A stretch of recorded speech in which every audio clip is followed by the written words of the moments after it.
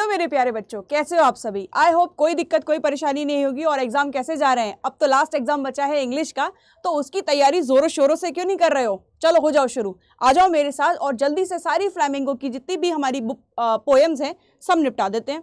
बहुत टाइम से आपको इंतजार था इस चीज़ का कि जल्द से जल्द मैम लेकर आए कुछ ऐसी सीरीज या फिर कोई ऐसा वन शॉट जिसमें हमारी सारी पोएम फ्लैमिंगो की एक बार में खत्म हो जाए। तो बस लेकर आ चुके हैं हम आपके सामने फ्लैमिंगो दे रखा है और आपकी प्यारी किताब भी आपके सामने। प्यारी तो नहीं कहूंगी इसको, क्योंकि आपको पता ही है कि आपने पूरे साल कैसे पढ़ा है इसे। ठीक है, चलो फिर आगे चलते हैं, जल्दी से समझते हैं। पहली पोएम हमारे पास जो आ रही है, जैसा कि आप जानते हो, वो है माई मदर एट 66 बाय कमला दास। ये किसने लिखी है? ये कमला दास ने लिखी है। अब जब आंसर लिख कर आओगे, इससे रिलेटेड कोई आंसर आया आपके पास, तो क्या लिखोगे? एक तो याद होना चाहिए कि पोएम का नाम क्या है, दूसरा किसने लिखी है, वो भी बहुत इंपॉर्टेंट है। वो भी इंपॉर्टेंट इसलिए हो जाता है, और अगर आपने ये लिखोगे कि आपने इसको लिखा कि किसी राइटर ने लिखी है, तो बेटा वो गलत हो जाएगा। यहाँ पे यूज करना वर्ड पोएट, कि किसी पोएट ने लिखी है। ठीक है, पोएट लिखते हैं पोएम के लिए। पोएम के लिए जो वर्ड यूज किया जाता है वो यूज किया जाता है पोएट। हमेशा याद रखिएगा और यही मेंशन करना।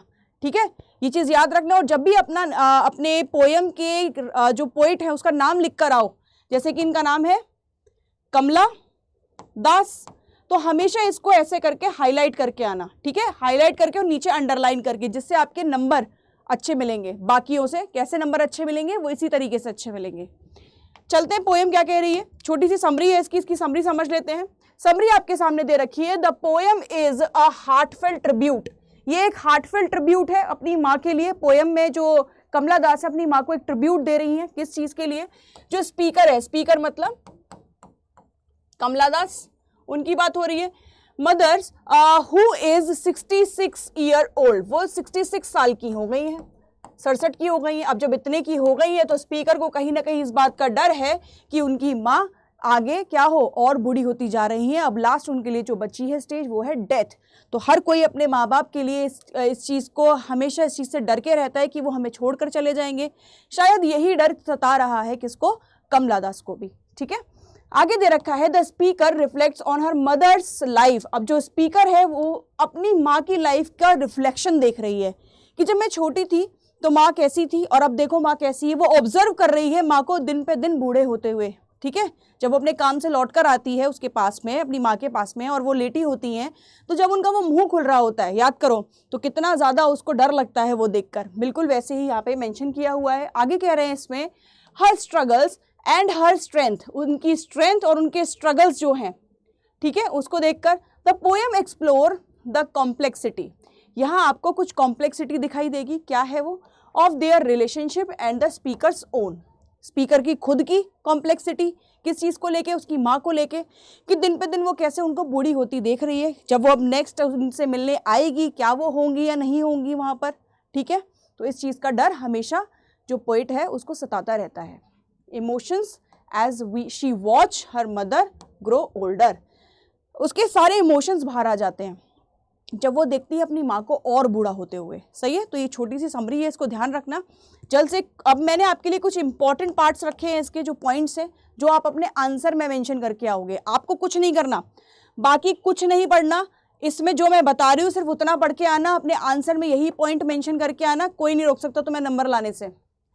The poem is a personal and emotional tribute to the speaker's mother. Speaker की मदर का कैसा है ये? पर्सनल है, क्योंकि माँ के बारे में बात हो रही है। ठीक है, और इमोशनल ट्रिब्यूट दिया है उसने अपनी माँ को, है ना, पूरी तरीके से इमोशन से भरी हुई है वो इस टाइम पर। It explores the complexity.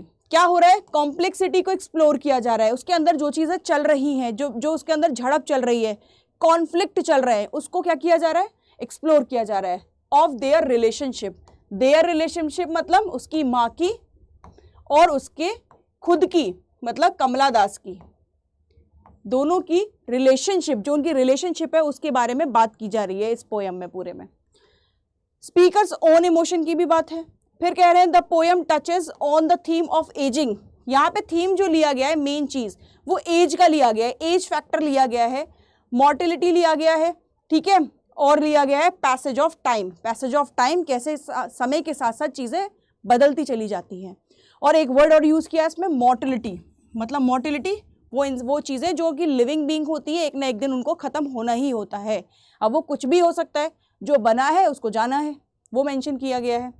इसके बाद बोल रहे हैं द स्पीकर यूज़ इमेजिनरी, यहाँ इमेजिनेशन का यूज़ किया गया है। पोइट ने इमेजिनेशन का यूज़ किया है।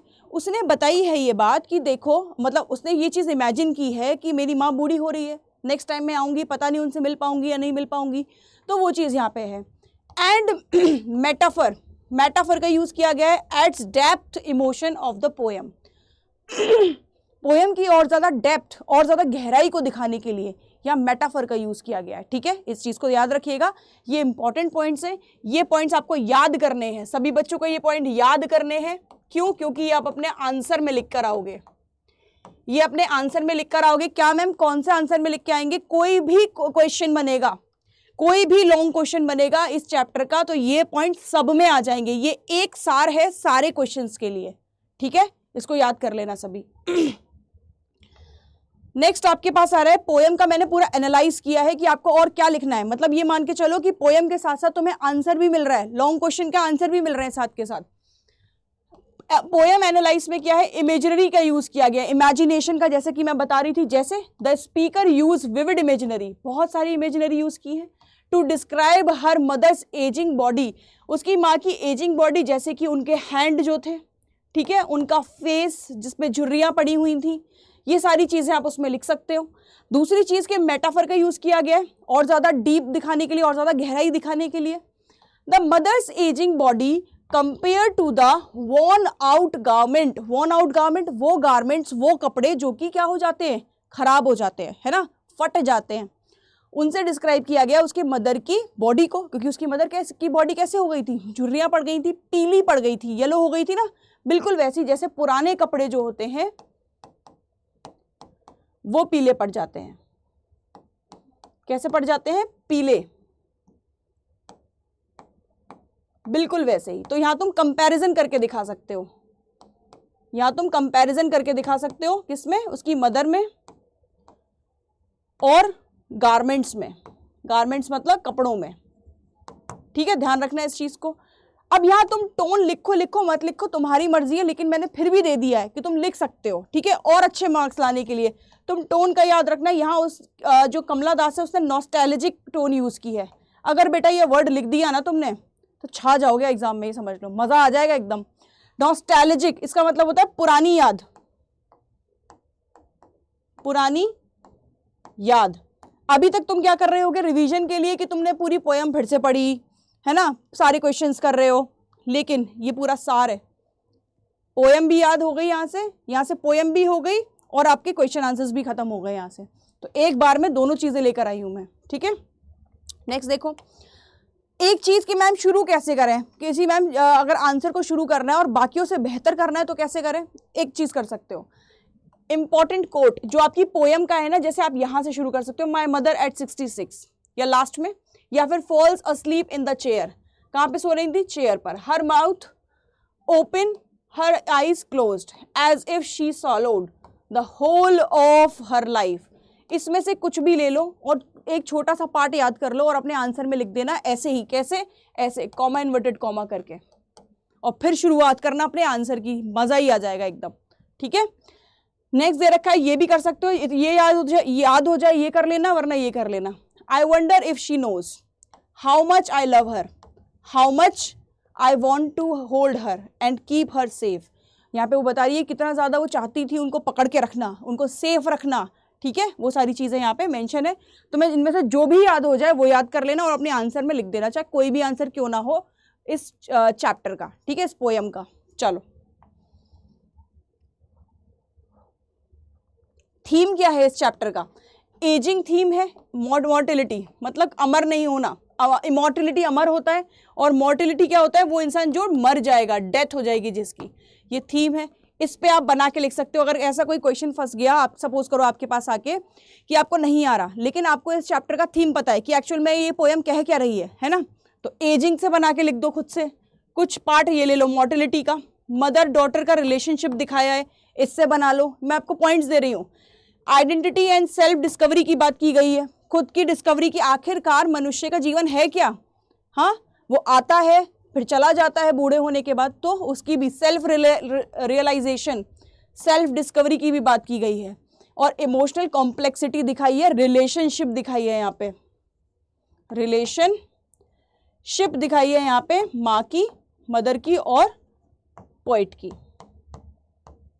तो ये भी तुम मेंशन करके आ सकते हो, ठीक है। इसके अलावा फिर अपने पास आ जाता है क्या, कीपिंग क्वाइट बाय। नेक्स्ट अपना शुरू हो जाता है पोयम नंबर 2। ये है हमारी keeping quiet by Pablo Neruda.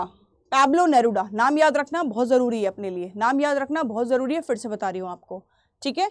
इन्होंने लिखी है ये। नेक्स्ट देखो, ये भी आपके पोइट है, इसकी समरी क्या कहती है वो समझ लेते हैं। The poem is a meditation. Poem क्या है, मेडिटेशन है, ठीक है।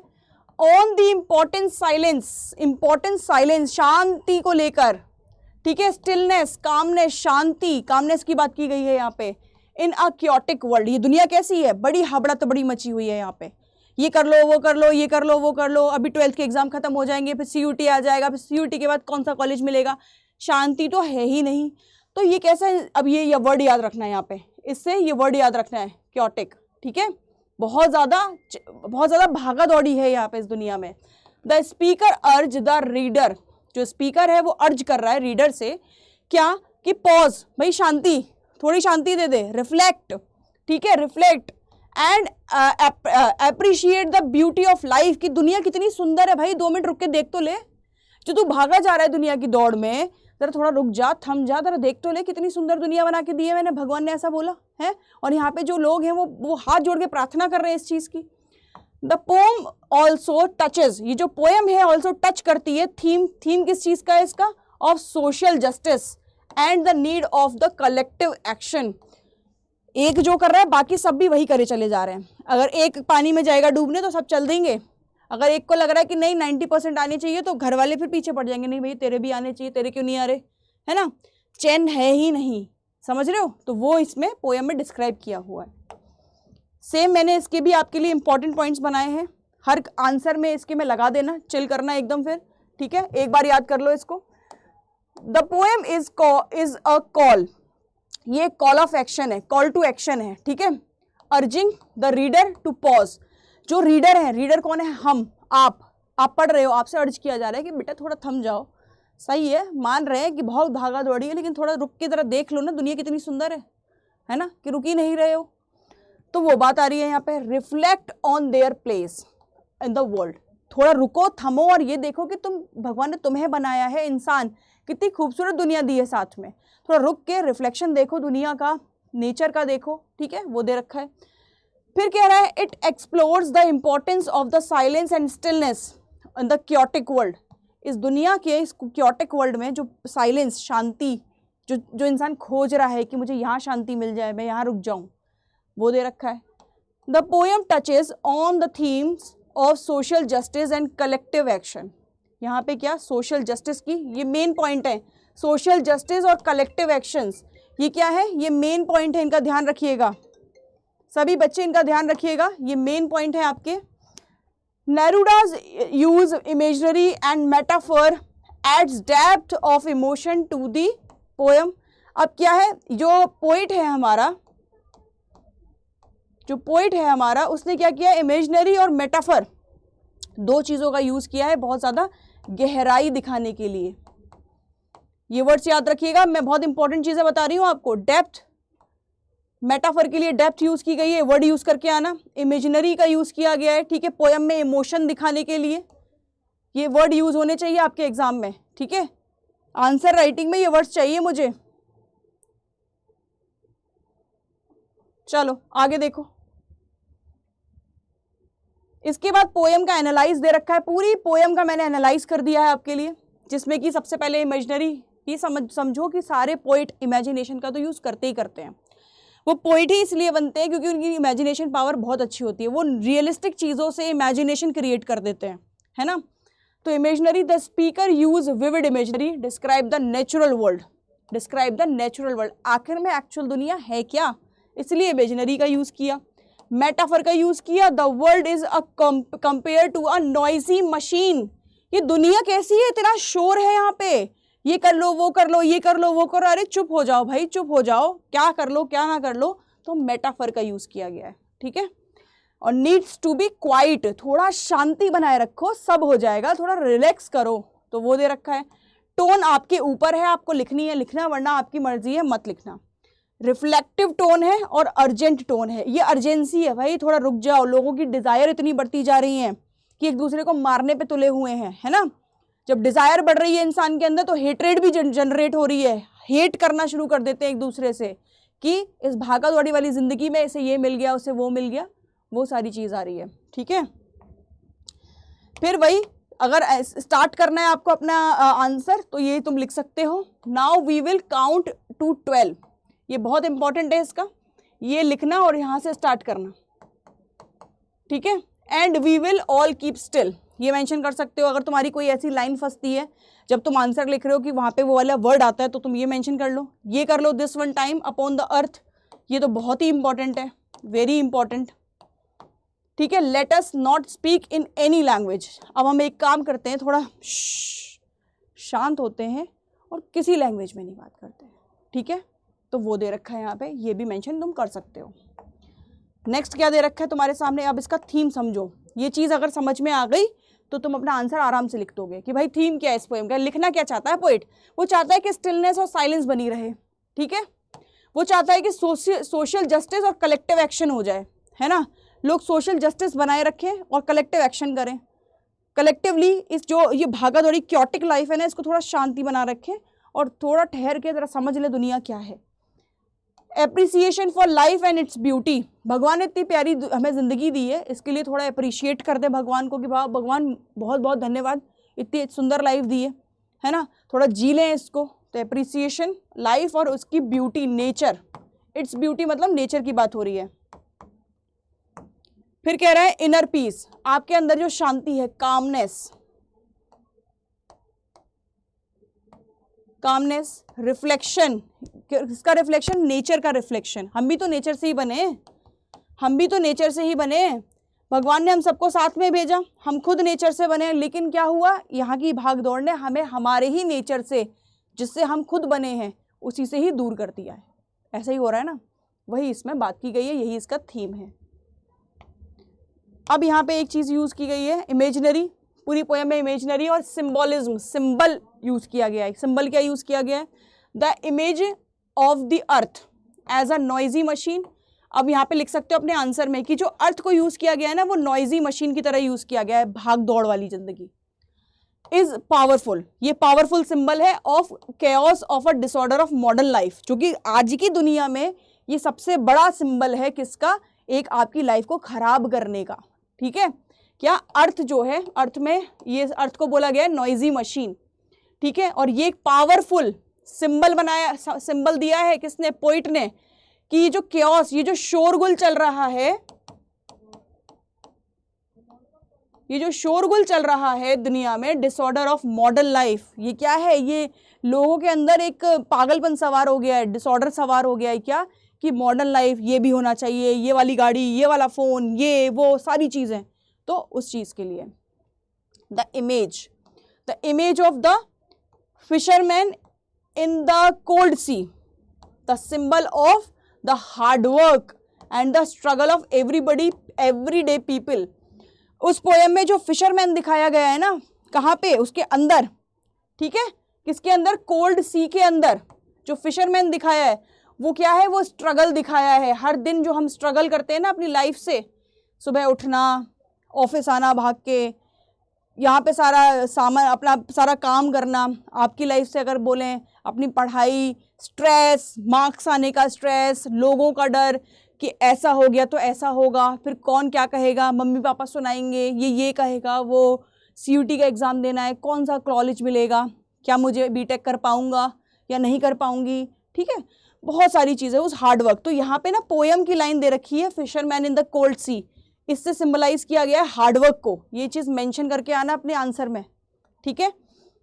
The image of the hands that sow reap, the image, एक इमेज दिखाई गई है किसकी, हैंड्स दैट सो, हाथों की जो कि बो रही है, क्या बो रही है, और ये और क्या कर रही है, रीप, जो उग गया है उसको हटा रही है।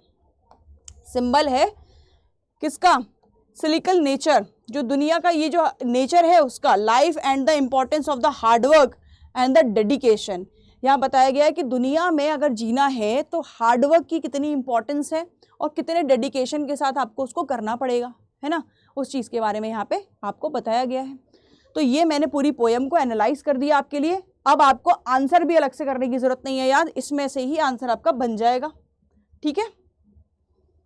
नेक्स्ट पोएम आपके सामने है a thing of beauty bye John Keats. ये बहुत बड़े पोइट हैं, बहुत बड़े पोइट हैं भाई जॉन कीट्स, तो इनका यार नाम याद रखना है ना, बहुत इंपॉर्टेंट है ये। A thing of beauty bye John Keats, John Keats के द्वारा लिखी गई है ये। सही है बच्चों, चलो आगे चलते हैं, समझते हैं। समरी क्या है? The poem is an ode to the enduring power of beauty. सारे पोइट, मैं पहले भी बोल रही थी कि सारे पोइट बात करते हैं ब्यूटी की, और ब्यूटी कौन सी होती है? इनर ब्यूटी, जो आपके अंदर की ब्यूटी है, ठीक है। ब्यूटी होती है नेचर की ब्यूटी, वो इस बाहरी दिखावे की बात नहीं करते। सही है बेटा। स्पीकर रिफ्लेक्ट कर रहा है the way which beauty can transform, कैसे ब्यूटी ट्रांसफॉर्म हो रही है, अपलिफ्ट हो रही है हमारे अंदर। इवन द डार्केस्ट टाइम, जो हमारा डार्केस्ट टाइम है, सबसे ज्यादा जब बुरा समय चलता है, उस समय भी अपने अंदर कुछ ना कुछ इनर स्ट्रेंथ रहती ही रहती है। द पोम एक्सप्लोर्स, ये जो पोएम है ये एक्सप्लोर करती है आइडिया को that beauty is the ट्रांजेंट and internal force that can bring us Joy and comfort. जब हम अपने बहुत ज़्यादा खराब समय में होते हैं तो अंदर की जो ब्यूटी होती है, ब्यूटी यहाँ पे इन द सेंस बोला जा रहा है जो हमारे अंदर एक सेंसिबल पार्ट होता है जो हमें ये बनाए रखता है कि सब सही हो जाएगा। अब तुम कुछ भी बोल लो उसको, है ना, वो एक ऐसी स्ट्रेंथ है हमारे अंदर, एक ऐसी स्ट्रेंथ है जो हमेशा जगी रहनी चाहिए। एक दिन मतलब बहुत वैसे टाइम आते हैं कि यार बहुत परेशान हो गए, मार्क्स ख़राब आ गए, क्या होगा क्या नहीं होगा। हमें इतना भी नहीं सोचना चाहिए क्योंकि लाइफ में बहुत कुछ है करने के लिए, ठीक है। वही सारी चीज़ें यहाँ पे बात हो रही है, bring us Joy and comfort. वो जो अंदर की, जो आपके अंदर वो जो ज्वाला है ना, वो बुझनी नहीं चाहिए बस कभी, तो वही इस पे बात की जा रही है। यही इसकी समरी है। इंपॉर्टेंट पॉइंट आपके सामने आ गए हैं जिसमें ये बोल रहा है the poem is an odd power of beauty. ये एक ऑड है और पावर ऑफ ब्यूटी की बात की गई है, इसको ज़रूर मेंशन करना है, ये इंपॉर्टेंट है, ये टाइप है एक तरीके का। It explore the idea that beauty is a transient and the external force. ये जो ब्यूटी है ये एक्सटर्नल फोर्स होती है ना, जो हमें आगे बढ़ने के लिए तैयार करती है, तो उस चीज़ को ध्यान रखना। The speaker reflects on the ways which beauty can transform और अपलिफ्ट अस। ये जो ब्यूटी है ये हमें क्या करती है, जब हमने बुरे समय में होते हैं हमें अपलिफ्ट उठाती है और हमें इस काबिल बनाती है कि भाई चल नेक्स्ट दिन आ गया, फिर से तुझे लगना है, ठीक है। यहाँ सुंदरता की बात नहीं हो रही है, यहाँ हमारे इंटरनल ब्यूटी, जो हमारी इंटरनल ब्यूटी है ना, क्या कि फिर से खड़े हो जाना कि कल को फिर से अपने को वही काम करना है, चाहे अपना मन है चाहे नहीं है, ठीक है। तो कभी दुखी नहीं होना क्योंकि लाइफ हमें मिली है तो हमें इसका क्या करना चाहिए, उसको फॉलो करना चाहिए और उस पर खरे उतरना चाहिए। कीट्स इसी बात को कहते हैं यूज़ इमेजिनरी, उन्होंने इमेजिनेशन का यूज़ किया है और मेटाफर यूज़ किया है। एट्स डे हर पोइट मेटाफर का यूज़ कर रहा है। क्योंकि उसे मेटाफर यूज़ करके डीप चीज़ दिखानी है। मेटाफर को यूज़ करके, ऐड करके उसको क्या दिखाना है, उसको डेप्थ दिखानी है, इमोशन की, इमोशन द पोएम के इमोशन की डेप्थ दिखानी है। सही है कि इमोशन की कितना ज़्यादा ये डीप चीज़ है। और पोइट क्या करते हैं, क्यों, क्या काम होता है इनका, मेटाफर, इमेजिनरी, जितने भी फिगर ऑफ स्पीच होते हैं, इनका काम बेटा ये होता है कि ये कैसे और ज़्यादा आपकी पोएम को और ज़्यादा एनहेंस, मतलब और ज़्यादा बड़ा सुंदर बना सके। जैसे अलंकार काम करते हैं ना, तो ये अलंकार ही है, ये इंग्लिश के अलंकार हैं, ठीक है। तो अब यहाँ उन्होंने मेटाफर यूज़ किया है, यहाँ इमेजिनरी यूज़ की है, क्यों, क्योंकि पोएम को और ज़्यादा गहराई तक ले जा सके, जिससे कि जो ऑडियंस है, उनकी जो रीडर हैं, जैसे कि हम लोग, आप लोग क्या कर सको, उनसे कनेक्ट हो सको अच्छे से। इसलिए यहाँ पे फिर पोएम का पूरा एनालाइज दे रखा है आपके लिए। देखो ये पूरा पोएम का एनालाइज है। इमेजिनरी क्यों, कहाँ यूज़ की है, स्पीकर ने विविड इमेजिनरी का यूज़ किया डिस्क्राइब करने के लिए ब्यूटी ऑफ नेचर को, नेचर की ब्यूटी को। ये तो तुम सब में लिख सकते हो। एक कॉमन वर्ड, एक कॉमन लाइन दे दी है मैंने तुम्हें। Metaphor beauty is a compare to living thing that can heal and uplift us. Beauty क्या है, ये क्या है, ये beauty is a compared to living thing, living thing से इसका कंपैरिजन हुआ है, दैट कैन बी हील और uplift us.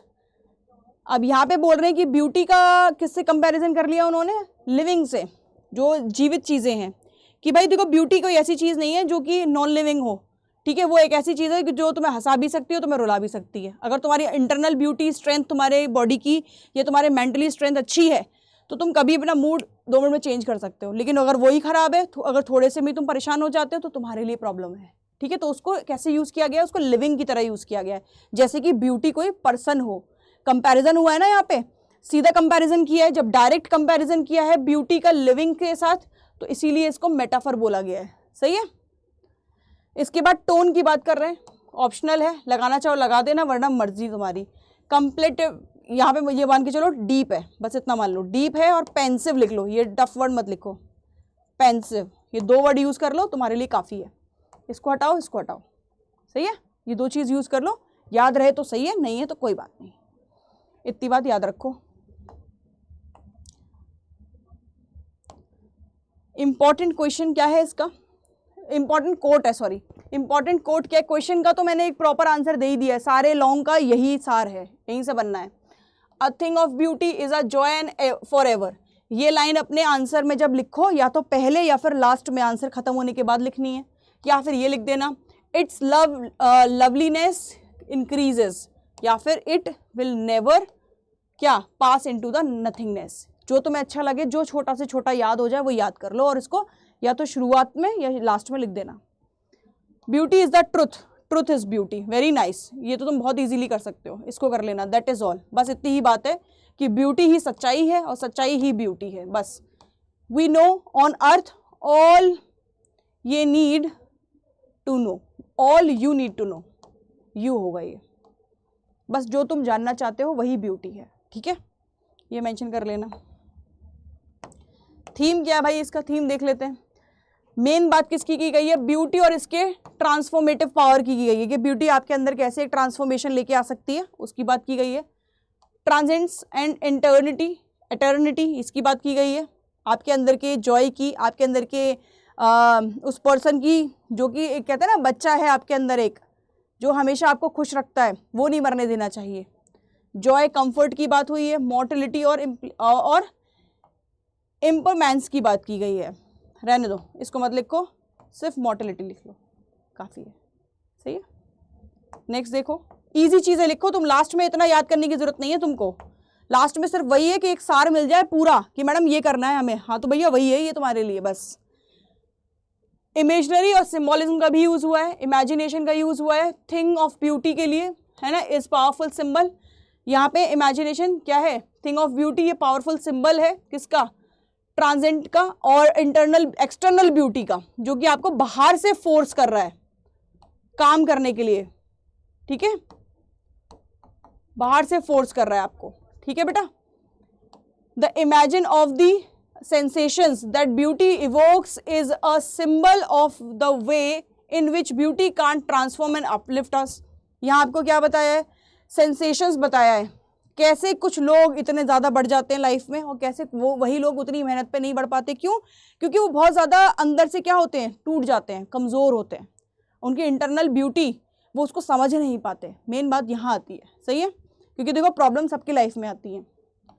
The image of the quietness, quietness आपके अंदर जो स्टिलनेस है, जो आपको क्या बनाए रखती है, स्थिर बनाए रखती है, ठीक है, दृढ़ बनाए रखती है, वो that beauty brings is a symbol of a peace. Beauty यहाँ पे सिंबल पीस का है और कंफर्ट का, इतनी देर से ब्यूटी ब्यूटी की बात हो रही है, वो इन दोनों का सिंबल है, पीस का और कंफर्ट का, दैट ब्यूटी कैन प्रोवाइड, जो कि एक ब्यूटी, इंटरनल ब्यूटी आपको वो चीज़ प्रोवाइड करती है, ठीक है, नेचर आपको प्रोवाइड करता है वो सारी चीज़ें, तो वही दे रखा है। जब हम बहुत ज़्यादा परेशान हो जाते हैं, है ना, तो खुले में बैठना कितना अच्छा लगता है कि यार थोड़ा है ना बाहर जा रहे हैं, छत पे जा रहे हैं यार, थोड़ा रिलैक्स करेंगे, वहाँ बैठना कितना अच्छा लगता है, क्यों, क्योंकि नेचर से ही तो हम बने हैं और हमसे नेचर है ना, एक ही बात है, हम भी हमारा ही है वो, लेकिन इस भाग दौड़ वाली लाइफ ने हमें क्या कर दिया, उससे दूर कर दिया है। तो इसलिए हमें वहां जाके पीस मिलता है और कंफर्ट मिलता है। नेक्स्ट आपके लिए आ गया है, नेक्स्ट है आपका, हाँ नेक्स्ट है आपका, अरे कहाँ गया, a road side stand, road side stand by Robert Frost. Robert Frost का है, रॉबर्ट फ्रॉस्ट के बारे में जान लो, ये अमेरिकन पोइट है, ठीक है, और ये नेचरिस्टिक पोइट है, ये भी नेचर की बात करते हैं।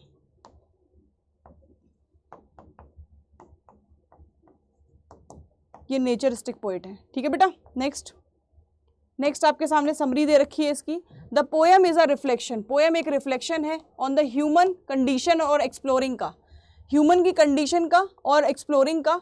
The theme of isolation, isolation मतलब अकेलापन, आइसोलेशन मतलब अकेलापन, connection and the passing time, और जो समय बीत रहा है, passing time. The speaker describes a road side stand, जो स्पीकर है वो बता रहा है जो रोड साइड स्टैंड है उसके बारे में। Where people stop to buy, जहां लोग रुकते हैं सामान खरीदने के लिए, एक्सचेंज करने के लिए, किसको, प्लीसेंट्रीज को।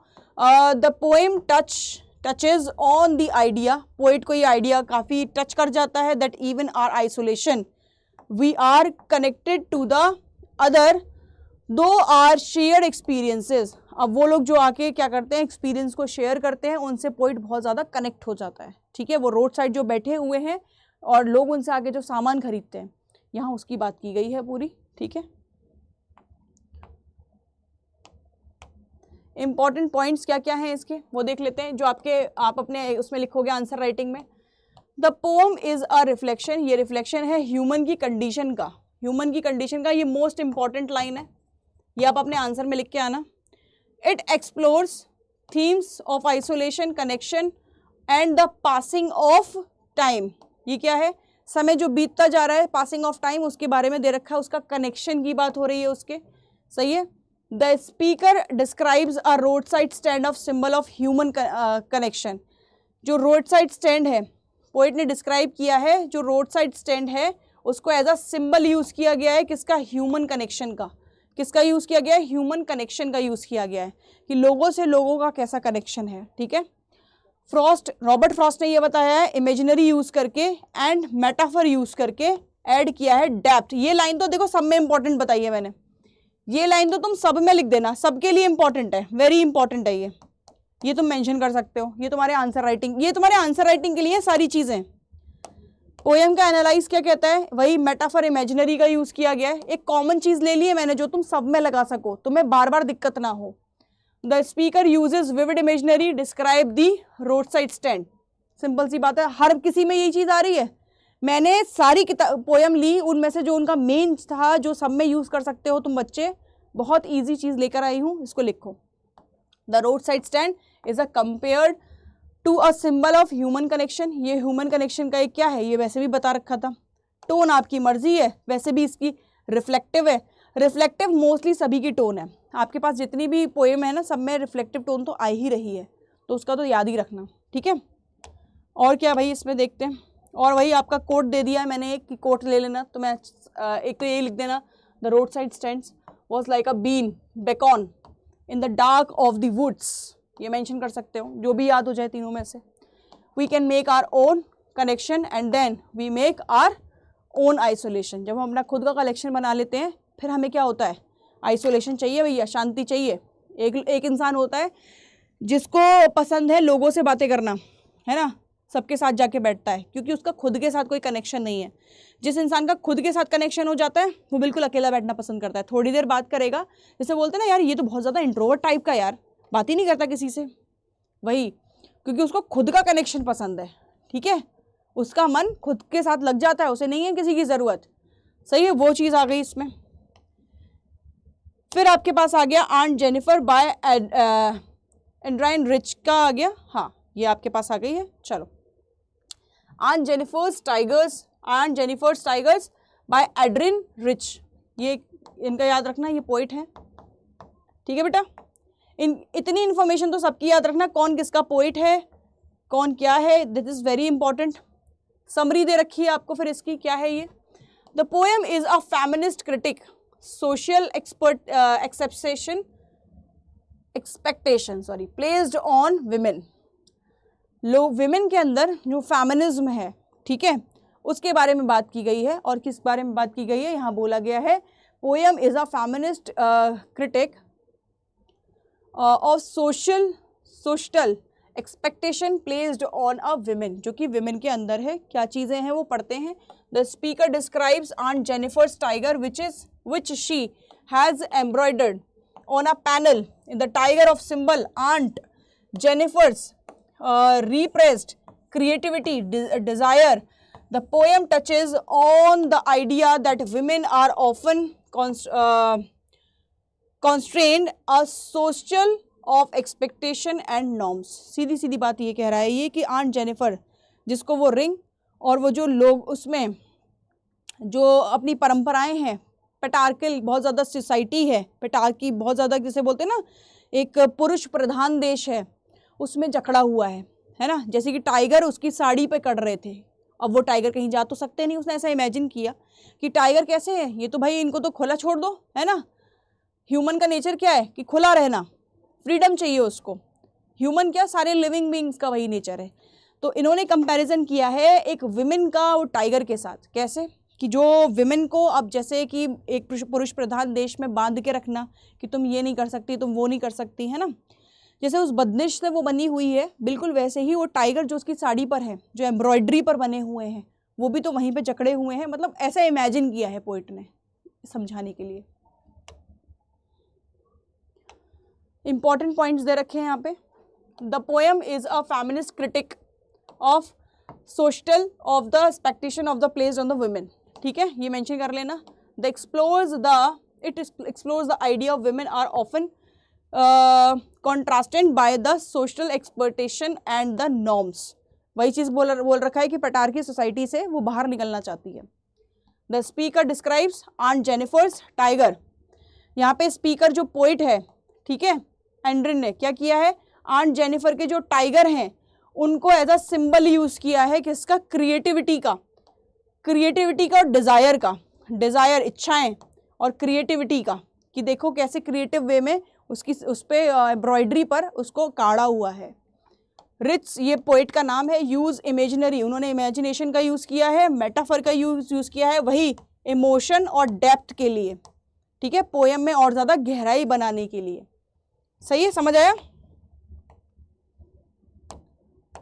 पोएम का एनालाइज दे रखा है, इमेजिनरी का यूज़ किया गया है यहाँ पे। The speaker uses vivid imaginary to describe aunt Jennifer's tiger. Aunt Jennifer के टाइगर को क्या किया गया है, विविड इमेजिनरी की तरह यूज़ किया गया। इमेजिनेशन था पोइट का कि वहाँ डिस्क्राइब किया आंट जेनिफर के टाइगर्स को, ठीक है, तो इमेजिनरी यहाँ पे है उसकी एम्ब्रॉयडरी में। मेटाफर का यूज़ कहाँ है, tigers are compare to a symbol, इसको एज अ सिंबल यूज़ किया गया है आंट जेनिफर की किसमें, रीप्रेस्ड क्रिएटिविटी और डिज़ायर में। मेटाफर का यूज़ उसकी क्रिएटिविटी और डिज़ायर के लिए किया गया है, मेटाफर का यूज़, ठीक है।